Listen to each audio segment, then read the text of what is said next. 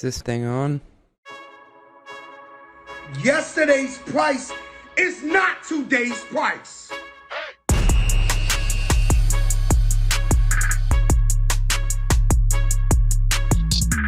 Jeff Yosh, feel like we're getting the boys back together. Thanks for coming on the pod. CJ, so good to see you. So good to talk to you. Excited to be here today. So, Jeff, you have an exceptional background. You have a way of picking winners. And so you were the CMO at Snyk, at Elastic. You also worked at Zuora and Salesforce. So quite a list of hitters there. But I just wanted to qualify real quick because this podcast, a lot of CFOs, strategy and ops people listen. And, you know, you're a CMO, but you have kind of a unique background, right? What was your first job actually out of school? So going back to 1995, my first job out of college was working for Arthur Andersen and Company. So for those of you who don't know who Arthur Andersen and Company was, it was at the time the largest a public accounting firm in the world, something like 100,000 employees. And I took that job out of college because honestly, it was the best job possible for me to go take. As an auditor, I was going into publicly traded companies. I was ticking and tying balance sheets. I was running different models to look for materiality and to really make sure that we could ensure that the financial statements were solid, but really quickly, I decided to move after about 2.5 years of doing accounting, moved into the management consulting division at Arthur Andersen, which eventually became what is known today as Accenture. Nice. So you're a better man than me because you did pass the CPA exam. I'm a CFO. I did not do that, but you've now been in the startup world for decades now. You were there during the dot-com bubble. You were there during Salesforce's early days. I wanted to ask you, as a marketing professional and a CMO, how does that role of a CMO change as, the life cycle of a company changes? I'd imagine that a CMO's relationship to a CFO is probably pretty different at the early stage versus later on. Yes, the role of a CMO or a VP of marketing is varied. So let's talk about the early stages of a company. You're in company formation. You're raising a Series A or Series B. That's usually when kind of your first kind of head of marketing, VP of marketing comes on board. Really, the role of the head of marketing is to really work very closely with the CFO to drive messaging. And the importance of messaging there is for a couple of reasons. One is you're trying to figure out what your market is, what your category is, but it's also for an investment thesis because likely you're trying to build a business so that you go raise more money at a certain point in time once you hit certain milestones, and you need to go drive customer acquisition. So in order to drive customer acquisition, you need to have a solid foundation around messaging about who you are, what your products do, and then how you help customers solve pain points. So usually your CFO is pretty actively engaged in really building messaging in that early phases. I'm sure you're doing that right now with your startup. But then quickly, it then turns into like, okay, how do you build a marketing plan? And then how do you even budget? And then how do you do experimentation? Because really, you don't really know what works in those early phases. So it's all about rapid experimentation and really that alignment between your head of marketing and your CFO around the fact that we are going to do lots of experimentation. We don't know what's going to work, but when we find something that works, we're going to double down on it. And before long, if something is not working, we're going to kill it pretty fast. So that's my experience in the early phases. As you mature from, say, that early phase to, say, maybe $30 to $50 million in revenue, and you're anchoring on how do we quadruple growth or triple growth and get to 100 mil. Really, the role of the CMO starts to become much broader because now the GTM and the entire function of the company starts to orientate around, okay, how do you drive pipeline to ensure that there's enough coverage so that we can continue to grow our sales teams. Segmentation also becomes important because you may start to have different segments of businesses that you sell to. So you might start off in kind of SMB and mid-market, and then you might start to sell into the enterprise. So understanding kind of how to get into the enterprise becomes a critical function for the CMO and the CFO to be aligned on. And then potentially you may start to go international. So when you go international, you have to hire people out of the core base of, say, the US market or in EMEA. And now you're starting to run programs that are fairly broad. So what does that international kind of makeup look like in terms of, campaigns, programs, spend? How do you leverage partners out into those regions? And then most importantly, I think this is where you really start to look at different type of numbers, such as your CAC ratio, as well as NER, because you have to truly understand, how much does it cost to acquire a customer? And that's going to differ potentially by segment as well as by geo. And then you want to make sure that your NER is really sticky. In the old days, it was, above 130 was considered the gold standard. These days, it's probably around kind of above kind of 100 to 110. But that is really important because your first base of customers are who hopefully you leverage to expand with and drive more revenue, but also to help you drive more pipeline, because the more customers you can acquire, the more pipeline they're going to be able to influence, because they're going to refer business through word of mouth. Jeff, you are one of the best storytellers around a brand I've ever met just from working with you. How does storytelling come into play in those early days? And what's the CMO's role in kind of helping a CFO tell a story with numbers? So I think storytelling is something that really helps define a company, and helps define a company as being a category winner, but also a company that really kind of defines a space over multi kind of generational kind of years. So this multi-generational company requires a company to really have amazing messaging and storytelling. I think at the pinnacle of storytelling comes down to the problem you're trying to solve, the users you're trying to go after, and really how do you make sure that you differentiate yourselves. But how do you also do that in a way that you're not using a bunch of buzzwords, that you're not using a bunch of phrases coined by other analysts? It really has to come from the heart of the company. And that oftentimes involves the CMO and the marketing team being pretty tightly aligned with the founders of the companies, with the product and engineering teams, as well as being able to be close to the customer and understand really the perspective of where the customer kind of sees your company helping them, transcend problems that they haven't yet been able to solve with other type of software companies that they've tried to use before.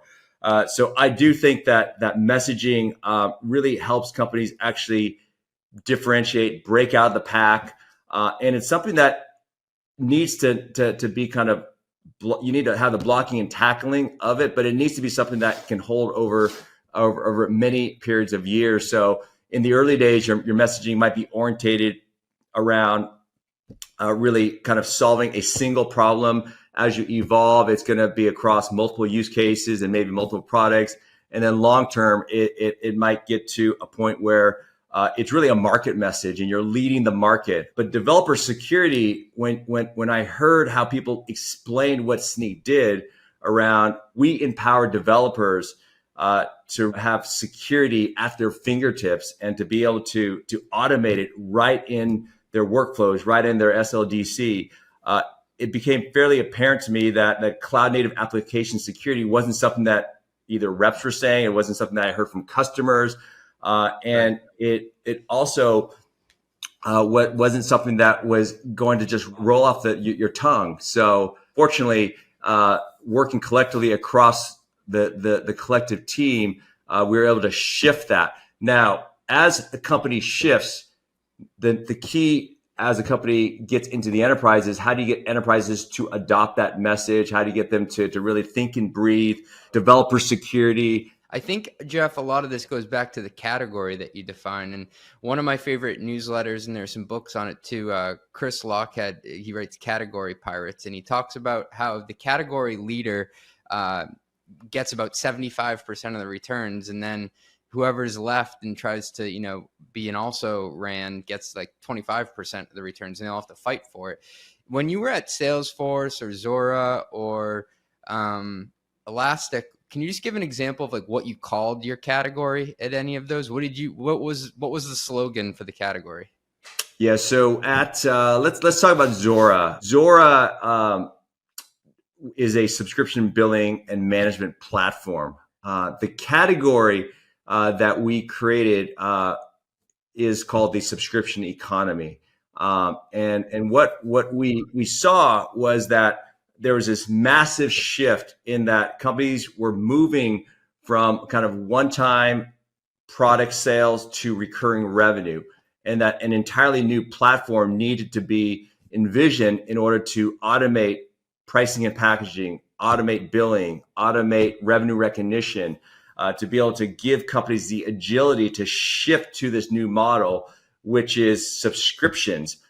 So we could have called ourselves a billing company. We could have called ourselves a recurring revenue, platform, but we decided to really coin the term subscription economy, which was a very hard thing to do because it wasn't like we were going in and replacing existing budget and existing tools.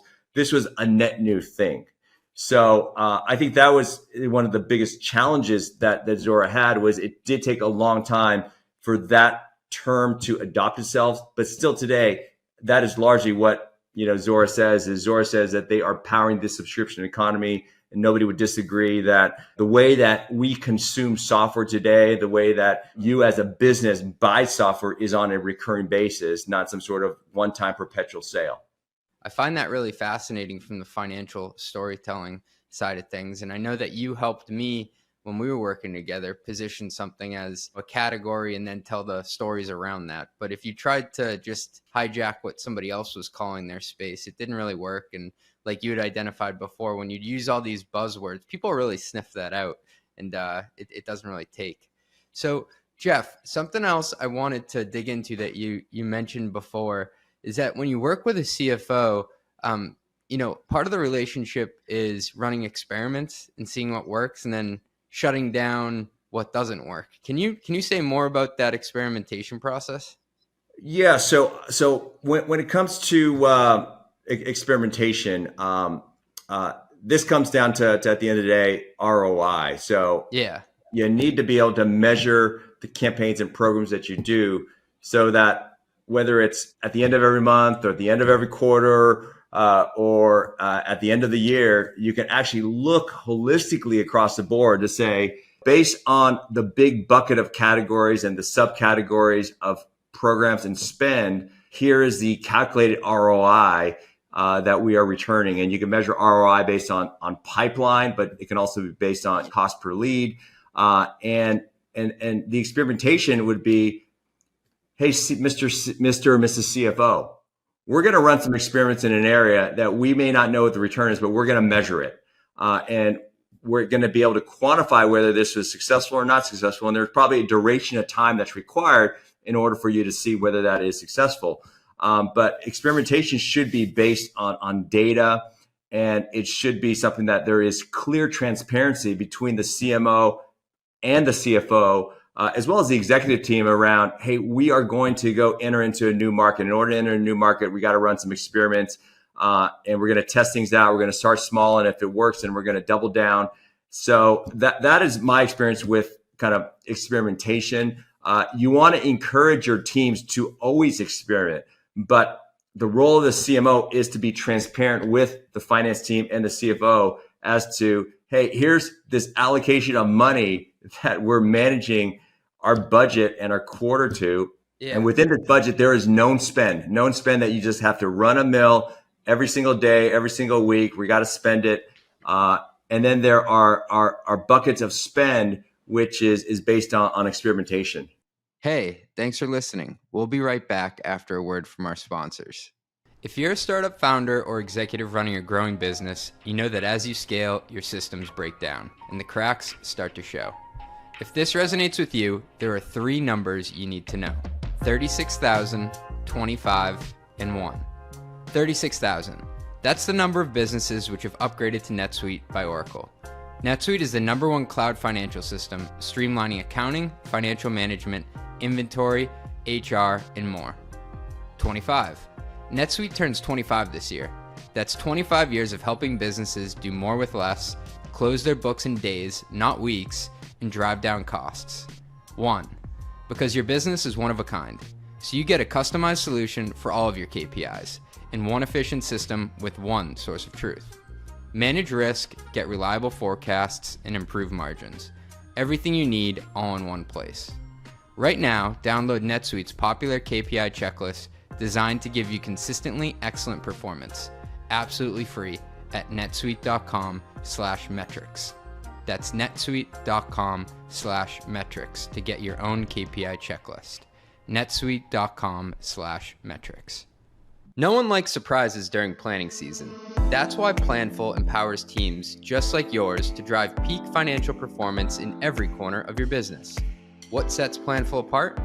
Think purpose-built applications for every department, from FP&A to accounting, marketing to HR, all within built-in financial intelligence. Planful can get you up and running within weeks and requires minimal IT involvement, so you can rapidly and seamlessly engage everyone across the business on your key financial processes. Best of all, you have an endless runway with Planful. We have an unmatched ability to scale with you, no matter how quickly you grow.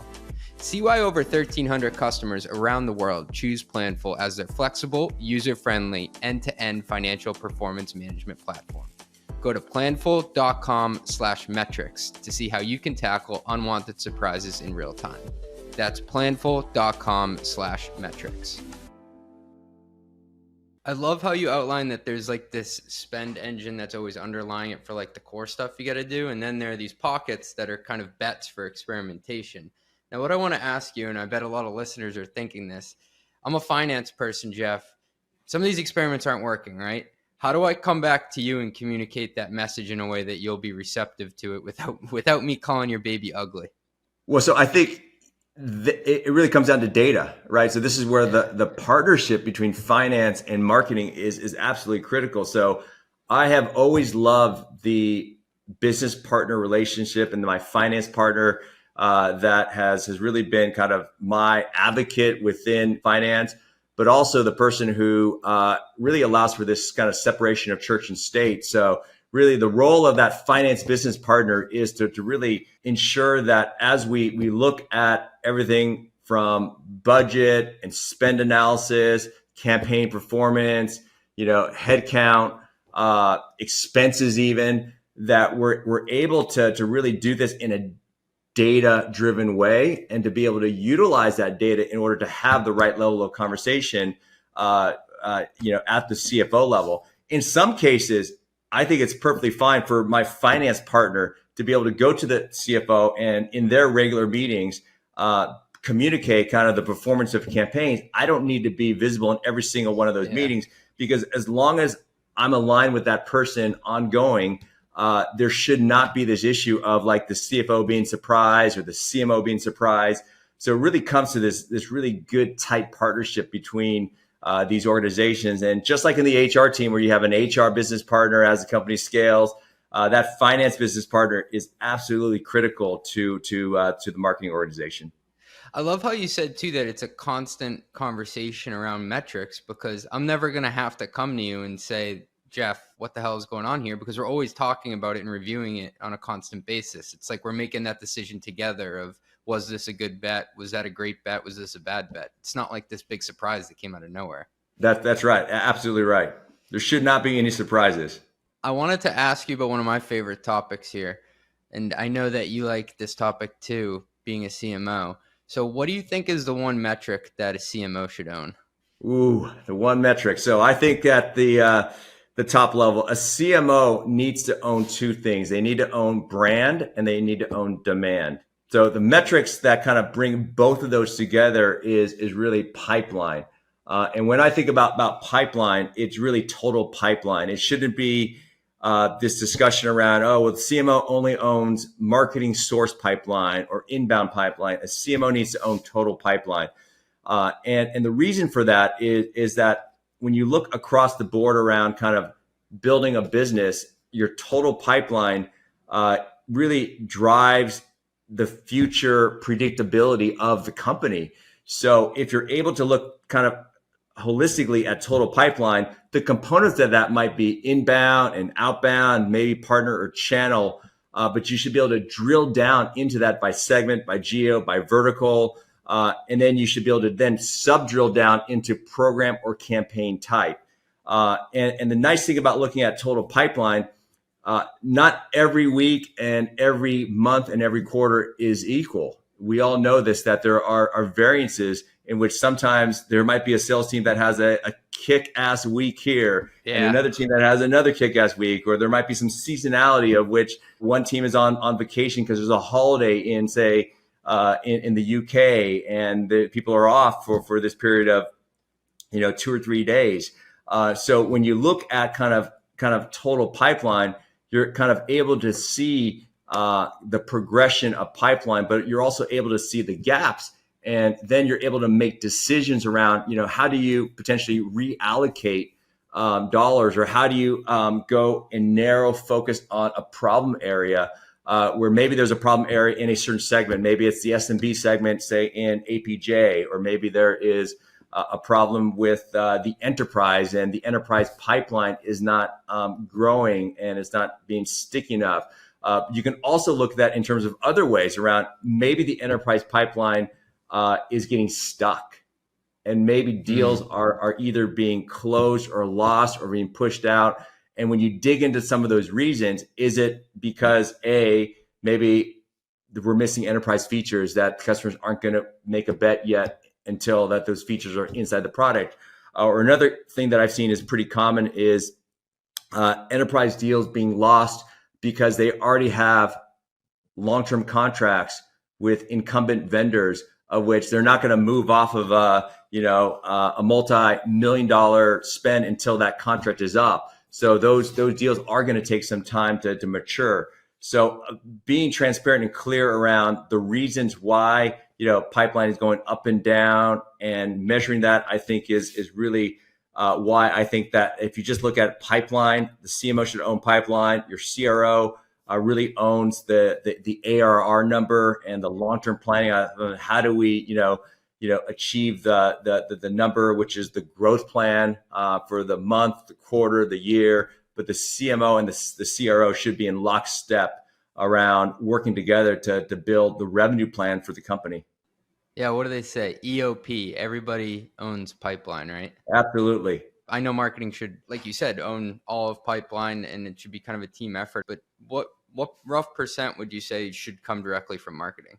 So I think it depends on the phase of the company. So in the early phase of the company, so if you're in a startup, maybe Series A, Series B, you're probably going to have probably close to 80 to 90% of that pipeline being generated by marketing. As the company starts to mature and get kind of more visible, sales reps should be able to go outbound and to generate and source some of their own deals. You'll also have situations where sales reps are coming from companies where they know the buyer, so they should be able to reach back into those buyer pools and build their own pipeline. And that's why seasoned sales reps get paid pretty nicely if they're able to continue to be successful selling into the enterprise. So I think it varies on stage, and it also varies on type of company. So if you're developer-led, community-led, open source, you're probably going to see much more coming through kind of that open source funnel or a product-led growth funnel. And over time, you might see that shift a little bit as you start to build into the enterprise. But in general, I've seen it as high as 80 to 90% coming from marketing. That's source. So you also have to define how you measure pipeline. So are you measuring on first touch? Are you measuring on last touch? Are you doing some sort of multi-touch kind of attribution model? But if you just take it on like first touch, a lot of that pipeline for certain type of companies is going to be marketing sourced. And then as you see a company evolve, and you start to add sales teams, you're probably going to see that shift move from like 80 to 90 down to 40 to 60% coming from marketing. But if you measure it holistically across the board, marketing's job is to also support outbound. So if a sales team is going to go do an outbound campaign, marketing should be in lockstep with them. What is the message? What is the campaign? What are the assets? How do we best support you? And making sure that those conversations are easy and fluid, that there's a call to action, that we can help you actually look at the data. And maybe it's an ABM campaign specifically for financial services and for these 10 banks. And how can we enrich your data so that you can then do more effective outbound. So that might be an influence measure, but at the end of the day, I don't really care kind of who gets credit for that. Is it should really be about how do we build total pipeline for the company. I might have to call this podcast a pipeline masterclass, because that was a definition of giving the man the ball and letting him cook, Jeff. That was incredible. Thank you. I like to cook. Yeah. What I wanted to point out in some of the nuggets that you just gave us is that from the outside, a lot of people just assume that all pipeline is generated by marketing. But as a company matures, like you were saying, you're paying sales reps to generate some of their own. I feel like that's not as well known. The same thing with that's why you hire channel reps, because they can help drum up pipeline. It's not all on the backs of the marketing team, which I feel like is a common misconception. It totally is. And this is where I love kind of this one team concept is marketing needs to be together with sales, with BD. We are a partner to help drive the business. We have an equal seat at the table to really make sure that we're doing the right things, allocating the right dollars. But it really is not about kind of one team kind of being the hero and playing hero ball. It really is about winning and losing as a team, because if a team misses the number or if the company misses the number, it's not, I've never felt that it's just, the sales team's fault that we lost the number. It's like, okay, what could have we done better to help support and build pipeline, or what do we need to now do to influence things in the future? And the same thing goes is when you win and when you have a phenomenal quarter. I love that it's not just a celebration of just sales, but it's the people that are behind the scenes in pricing, the people behind the scenes in sales enablement that help this happen. It's the office of the CFO and contracts and procurement, as well as the marketing teams, the sales engineering teams, maybe even the support teams and product and engineering teams. It's really an all hands on deck when it comes to kind of winning and losing. Yeah. And something that me and you have done in the trenches before, and people always ask me, what's one of the most valuable models you can learn to help out a CMO or a CRO? And I always like to say helping a sales leader build out their capacity model, and then helping a marketing leader build out their pipeline model. So you as a CMO, like you said, you have different segments: SMB, mid-market, enterprise. How do you think about generating pipeline for each quarter? Is there a lag time that you have to associate and you have to think, really far forward, say for the enterprise? Yeah. So I think for the enterprise, it's like 90 plus or 90 to 120, depends on your average deal size. And it depends upon what verticals you're selling into, and are there compliance and other regulatory things that you have to go through in order to close that deal. Really, you then have your mid-market, which, can be kind of anywhere from, call it 60 to 90 days. And then your SMB is something that, hopefully is less than 30 days, but it's probably more realistic that it's probably less than 60 days. I imagine companies that have that are SMB companies, they have a lot going on, and procuring software may not be something that is top of mind. Of course, if it's mission critical and they absolutely need it, then it should happen pretty fast. But a lot of times in the SMB space, when you live in that pit of like the SMB reps, it's really about kind of herding cats and dogs, because everybody in SMB in the business they're trying to sell to have limited resources. There's not a lot of people. There might not even be a CFO there. There might not even be someone to kind of review contracts on their side. So it's a lot of hard work. And then, of course, in the enterprise, it's even harder work, because now you have different layers of decisioning and influence that you have to go through. So I do believe that when you kind of build these models, you do have to look at how long does it take for a deal to kind of mature and close. And I also think that you also need to really kind of work backwards, and you need to have kind of this coverage around kind of, you need to build overage or overcapacity into the model, where that if you're a public company, you have a street plan that you need to get to. Then you have a board plan, then you have a sales plan, and then you have the number for the reps at the geo level. So you need to build enough capacity. So marketing needs to fill enough capacity in order to meet at least the board plan, but hopefully there's over on top of that to meet even the street plan. Producer Nancy, we got to clip that with all the different plans there, because that was amazing. Thanks for breaking that down, and the bit on over assignment. Jeff, a point of friction commonly between CFOs and CMOs is actually when the marketing team doesn't spend their program budget. So I'll give you an example. Like, engineering comes in over budget, I'm a little bit pissed. Marketing comes in over budget, I'm not as pissed because it's generating pipeline. Marketing comes in way under budget, I'm talking they only spent 75%. I'm like, hey, are we going to have enough demand here? How as a marketing leader have you worked with CFOs in the past? Have you had to go through that where you feel like I'm actually not spending enough, which is kind of counterintuitive to think? Yeah, I've not had the issue of actually not spending enough. You're good at spending? I'm good at spending, or actually my teams are good at spending. I'm good at approving. So I think when it comes to not spending enough, you have to understand the reason why, because in order to spend money in marketing, you're doing a 12-month plan, and then you're taking that dollar down into like, okay, 9 months and 6 months and 3 months. So you have your run rate spend, which is most of your digital marketing spend, your use of contractors and consultants, your run of mill of running the systems. You're going to have kind of your spend there that you just have your known spend. When you come under, it's usually not on the known. It's usually like there's some committed spend that you were going to do some big campaign, big program, big event, and something changed. So you have to understand what changed and why did it change. And if it did change, what is the impact of not spending that money? Meaning that, is that going to have a lagging effect on pipeline and the ARR plan? And if so, it needs to be level set back at the exec team around, hey, we allocated a certain amount of dollars to go after, say, a vertical like financial services. We decided that maybe for whatever reasons, we're not ready as a company. We don't think that the market is ready, and maybe the environment has changed. So we have decided to defer that spend to something later. Now, as a private company, you can do that and you kind of move dollars around. But as you become a public company, I've learned that once you have dollars allocated, you better spend that money.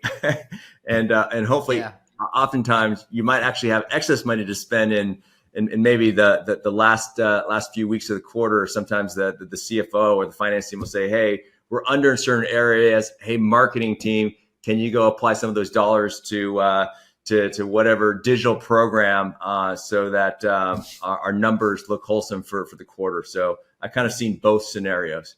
Do marketing people have like a couple of favorite channels they like to throw money at when there is that extra dollar and we say, Jeff, we really need you to pull through for us here and drum up some demand? I mean, these days it's going right into LinkedIn, and it's going right into to still Google in terms of a search engine marketing. It's easy to spend money there.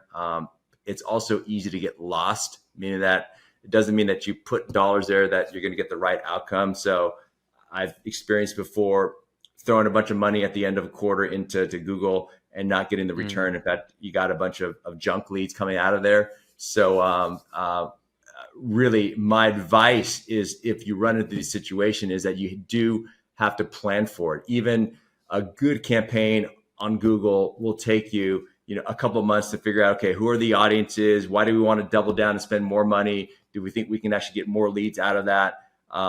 So it shouldn't be just a rush, but those are probably kind of where you see most money spent kind of out of the gate. There's definitely a difference between quality and quantity when it comes to these end of the quarter, dump out whatever you got left in the budget. So that resonates. Jeff, I wanted to ask you, what's something about the CMO role that's hard and often misunderstood? Ooh, what's something about the CMO role that is misunderstood? I think it's ownership. Like, what does the CMO own? what is the role of the marketing team as a company grows and matures, and what are the roles that are needed in order to fulfill kind of the demand, but also to service the company. So, for example, a marketing team may start off with one or two roles, and that's demand gen and product marketing. Then, as you start to grow, you start to add capacity in other areas. You're going to need someone to do kind of social media. You're going to need folks to build content. You're going to need to have specialists around kind of the marketing operations tech stack. You might need to have field marketing and events. Then you start to add other type of roles that involve going into areas such as how do you do influencer marketing, or how to do growth marketing. So what happens is you get a lot of sprawl, and you oftentimes have folks that don't understand why there's so many roles in marketing. Whereas if you're in software engineering, it's a developer, senior developer, then you move into to engineering manager. If you're in finance, oftentimes it's a finance manager, and then you move up to kind of some leadership roles. In sales, it's pretty clear cut. Marketing tends to be kind of very, very diverse. And as you build a company, you need that diversity because really marketing is hopefully the strategic engine that is helping fuel growth for the next 6 to 12 to 24 months of the company. So I think that's one of the areas where there's just this misconception between the CFO and the exec team and even boards around kind of what the marketing team does. The other issue, I would say, it comes down into how do you measure marketing? And this is where we talk about pipeline. I think if you just simplify it to pipeline versus, oh, hey, I spent all this money and I got all this, all these leads here. If you just simplify it to pipeline, you can either easily quantify the return of your investment in marketing. That's amazing. I like how you were able to lay out what marketing owns, because I do feel like sometimes companies will talk about marketing as sitting in this kind of gray space in the middle. And it should firmly be that they own pipeline for the whole company. Yeah, absolutely. Absolutely. All right, Jeff, I'm going to take you into what we like to call our long ass lightning round. Roll the theme music, producer Nancy. And with that, it's time to rep yo stack, sponsored by Tropic, the next-gen procurement platform helping modern CFOs take control of their budgets and bottom line. By combining approval workflows, supplier management, and pricing benchmarks all in one place, Tropic makes savings opportunities easy to find and act on. Visit tropicapp.io to learn how. You're a man who is through the years spent a lot of money on marketing software, no doubt. Today, what are some of your favorite tools within the Marcom stack? I'm going to just call out one tool. So I think it's Figma. Figma, now owned by Adobe. What I love about Figma, it started with users. It just started with designers saying this is the hottest stuff that they ever kind of worked on. It was awesome software. It delighted the development teams. Yeah. They didn't want to use anything else. And when I first kind of saw Figma used for design, I now see it being used for almost everything. It's being used as your brainstorming tool, as your note-taking tool, as it's being used for prototyping. And it can now even be used to build really kick-ass presentations. So why go try to build a slide deck in Google Slides or in Keynote or in PowerPoint? You can do a lot of this stuff in Figma. And that is really kind of what I think is really important is it comes down from like users. So it wasn't like a tool that I selected that's like, hey, we got to use Figma. It came from like the designers and the UX team saying that, hey, we want to use this tool because it's more productive. It's going to make us more productive. We're going to build better quality outputs. And we're going to be able to build something that's scalable, a framework that's scalable, that can be used as like a component library to be utilized for the web, for marketing assets, be able to utilize it for campaigns as well as presentations. So I love Figma. I think it's a fantastic product, and that's what I would talk about. I do think that across the MarTech stack, honestly, there has not been a lot of innovation in the past 10 years. And I think things are going to drastically change with generative AI, and there's going to be a brand new kind of MarTech stack in the next kind of 1 to 2 years that emerge. If you ask kind of CMOs and marketers and demand gen leaders, most folks have been using the same tech stack for a long time. It's been ruled by HubSpot for a while, right? Snyk was on HubSpot for a while. Salesforce has been around for a while. Of course, these companies are advancing around adding generative AI capabilities within those tools, which is phenomenal. But I do think around some of these platforms, I think you need a HubSpot, you need a Salesforce around these platforms. There's a lot of tools that just have not had a lot of innovation. Cool. Jeff, if you could tell your younger self something knowing what you know today, what would you tell him? Okay, when you are younger, especially early on and just trying to get started and trying to make it, I think you feel the need to kind of be everywhere and to do everything and even try to be the hero. So you end up kind of working extremely hard. You're working kind of all day, all night long, and really as you try to do that, I think you end up burning yourself out. So what I would say is that today, instead of trying to be everything to everyone, focus on 1 or 2 things that you can do really, really well, go deep, and really become either an expert in that area. And then once you become an expert in that area, then you go shift to a new things. I always believe that you should always be learning, but you have to be deep in 1 or 2 areas. And then you have to then build kind of enduring and long lasting relationships over sustained periods of time. That's an amazing answer.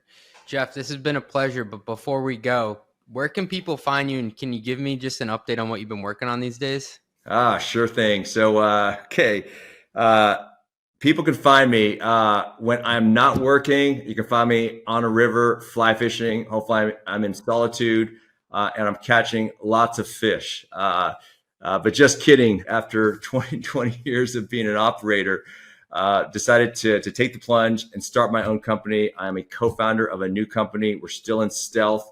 And when you think about kind of what I'm looking to solve is, I do believe that there's generations where new tech emerges and it replaces old tech. This is the age to do it. This is the time to do it. With all the new kind of modern technologies available to build kind of generative AI and AI, you can really build a company much more efficiently and different than companies before. So I am focused on launching and building a new company that hopefully will drive value, and you'll see value around driving efficiency at the top of funnel, and then driving efficiency for sales teams to drive top line revenue. And I have been living a bunch of pain points around the buying and selling journey for years and years around the existing MarTech solution. What we have done is thrown a lot of spaghetti on the wall and like, okay, let's figure out how to do things, and we'll just throw spaghetti. We'll see if it works. But I think there's an opportunity to really kind of codify things with a new platform, with a new technology, with new products. So I won't kind of divulge what that answer is. But for a CFO, I will say that I do believe that we can consolidate 3 to 5 plus tools, drive improvement in pipeline and conversion rates, and then make that sales org much more efficient from ground up. So I'll leave it with that. Jeff, once you launch, man, we're going to have you back on and we'll get you some CFOs as customers. Thanks, man. Awesome. Great talking, CJ. Thanks for your time. Thanks, Jeff. Roll the credits, producer Nancy. The Run the Numbers podcast is part of the Turpentine network of podcasts. It is produced by Nancy Shue and edited by Justin Golden. Artwork made by Some AI Thing. Yelling and intro by Fat Joe. Don't forget to give us 5 stars. I really need this.